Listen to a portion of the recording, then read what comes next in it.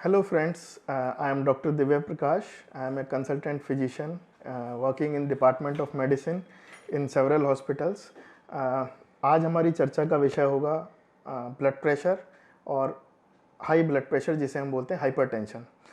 Hypertension एक बहुत ही common सी बीमारी है जो आप देखेंगे कि आजकल के समय में तो बहुत घरों में बहुत लोगों को मिल जाती है।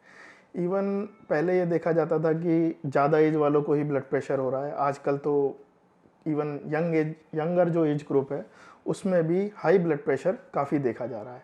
तो ब्लड प्रेशर क्या होता है? ब्लड प्रेशर जो हमारा दिल धड़कता है और वो जो हमारे ब्लड को पंप करता है उसको हम अगर हमारी ब्लड वेसल्स या पेरिफेरल ब्लड वेसल्स में जब नापते हैं तो उसको हम बोलते हैं कि ब्लड प्रेशर बॉडी का कितना है। तो आम तौर पर हमारा ब्लड प्रेशर घटता बढ़ता रहता है। ऐसा नहीं है कि 24 घंटे हमारा ब्लड प्रेशर एक सेम ही लेवल पे चल रहा है। कई बार ये घटता बढ़ता रहता है। सपोज़ करो कि हम कुछ एंजाइटी टेंशन में तो हो सकता है थोड़ा बहुत बढ़े, और जब हम सो रहे हों या फिर रिलैक्स कर रहे हों तो हो सकता है इसकी मात्रा थोड़ी सी लोअर साइड पे भी हो। तो हाई ब्लड प्रेशर बहुत ही एक कॉमन बीमारी है जो आजकल हर घर में देखने के लिए मिल रही है ना। इस हाई ब्लड प्रेशर के काफ़ी रिस्क फैक्टर्स हैं, ठीक है। इन रिस्क फैक्टर्स में हम लोग कुछ रिस्क फैक्टर के लिए बात करेंगे, जैसे कि एज।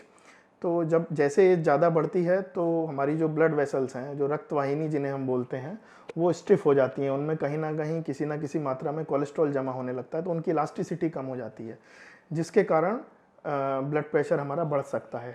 एक दूसरा कारण है, दूसरा रिस्क फैक्टर है फैमिली हिस्ट्री।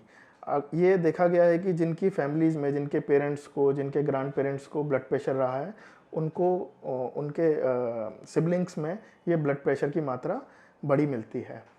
तीसरा रिस्क फैक्टर है इसका, जो कि बहुत कॉमन है, ज़्यादा सॉल्ट लेना। जैसे कि आप देखते हैं इंडियन डाइट में सॉल्ट इंटेक बहुत जाता है कंपेरेटिव टू अदर कंट्रीज़। हमारा नॉर्मली जो रिक्वायरमेंट है अराउंड 5 ग्राम सॉल्ट की होती है पर डे की, बट अगर इंडियन डाइट की हम बात करें उसमें ये काफ़ी बड़ी मात्रा में पाया जाता है, जो कि अराउंड 15 ग्राम के आसपास पर डे का रहता है। तो बढ़ा हुआ सॉल्ट इंटेक, जंक फूड की बात करें तो ये भी एक बहुत बड़ा रिस्क फैक्टर है। आजकल हम देखते हैं कि जो हमारे जितने भी बच्चे हैं सबका मन जंक फूड खाने का ही करता है। तो वो कहीं ना कहीं एक वो भी हमारा बैड डाइटरी हैबिट है, जिसके कारण ब्लड प्रेशर बढ़ा हुआ मिलता है। बहुत ही एक कॉमन सा रिस्क फैक्टर है आजकल के कारण में स्ट्रेस, है ना। Covid stress, normal stress, work का स्ट्रेस, स्कूल का स्ट्रेस। आजकल बच्चों में स्कूल का स्ट्रेस भी होने लगा है।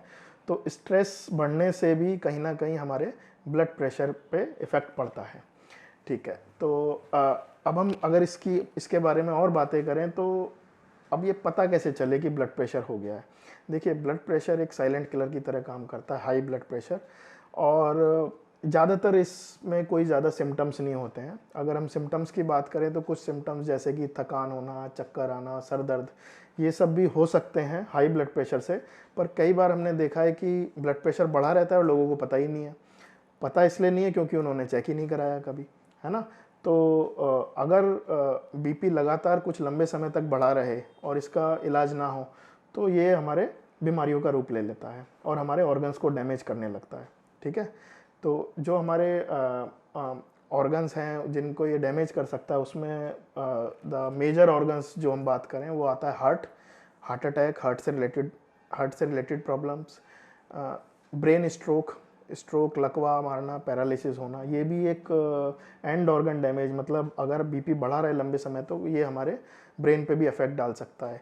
किडनीज, गुर्दे पे भी हमारे हाई ब्लड प्रेशर इफेक्ट डालता है। आँख का पर्दा, जो हम रेटिना बोलते हैं, जिसको आँख का पर्दा बोला जाता है, वो भी अफेक्ट हो सकता है अगर लंबे समय तक हाई ब्लड प्रेशर बॉडी में रहे।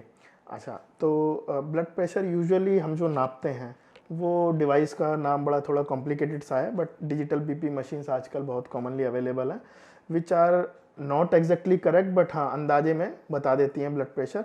एक्चुअल ब्लड प्रेशर जो हम लोग नापते हैं वो स्पिग्मोमेनोमीटर होता है, उससे नापा जाता है। और इसकी दो हम लोग चीज़ें देखते हैं इसमें, सिस्टोलिक ब्लड प्रेशर जिसको ऊपर का ब्लड प्रेशर, और डायस्टोलिक ब्लड प्रेशर जिसको नीचे का ब्लड प्रेशर बोला जाता है, ठीक है। तो अगर ये ब्लड प्रेशर हमारा 120/80 के आसपास है तो हम उसको बोलते हैं नॉर्मल ब्लड प्रेशर है। अगर ये ब्लड प्रेशर हमारा सिस्टोलिक ऊपर का ब्लड प्रेशर 140 को टच कर रहा है या उससे ऊपर जाता है, या फिर नीचे वाला ब्लड प्रेशर जिसको हम डायस्टोलिक ब्लड प्रेशर बोलते हैं, वो अगर 90 को टच कर रहा है या उससे ऊपर जा रहा है, तो उसको भी हम हाई ब्लड प्रेशर यानी कि हाइपरटेंशन, उच्च रक्तचाप बोलते हैं। तो अब आती है इसकी बात कि इसको प्रिवेंट कैसे किया जाए, या इसके बचाव के लिए हम लोग क्या करें, या इसका ट्रीटमेंट क्या है, कैसे हम इसको ठीक रखें। तो जो कुछ साधारण से नियम हैं ब्लड प्रेशर को कंट्रोल करने के, दवाइयों से अलग, वो भी हम सब लोगों को एडवाइस करते हैं कॉमनली, जिसमें कि सबसे मेन और सबसे पहला आता है डेली एक्सरसाइज, व्यायाम करना, वॉकिंग करना। तो एक्सरसाइज करने से हमारा कार्डियक आउटपुट इम्प्रूव होगा, कैलोरी बर्न होंगी, जो कोलेस्ट्रॉल लेवल है वो कहीं ना कहीं बॉडी में कम आएगा। तो हम हमेशा सबको एडवाइस करते हैं कि आप डेली एक्सरसाइज ज़रूर कीजिए, जिसको कि हम बोलते हैं कि कम से कम 30 मिनट की ब्रिस्क वॉकिंग बोलते हैं कि तेज़ चाल से चलना, इतनी तेज़ चलना कि आपके जो साथ में चल रहे हैं वो सब पीछे रह जाएं और आप आगे चलें, या फिर स्लो रनिंग जिसे जॉगिंग हम बोलते हैं, कि वो करने से ब्लड प्रेशर में कमी देखी जाती है। दूसरी चीज़ आती है ट्रीटमेंट में डाइट में हम लोग क्या कर सकते हैं, वेजिटेबल्स बढ़ा सकते हैं, फैटी फूड अपने कम लेना है, हमें लो सोडियम वाली डाइट लेनी है, पोटेशियम का हमें ध्यान रखना है फूड में।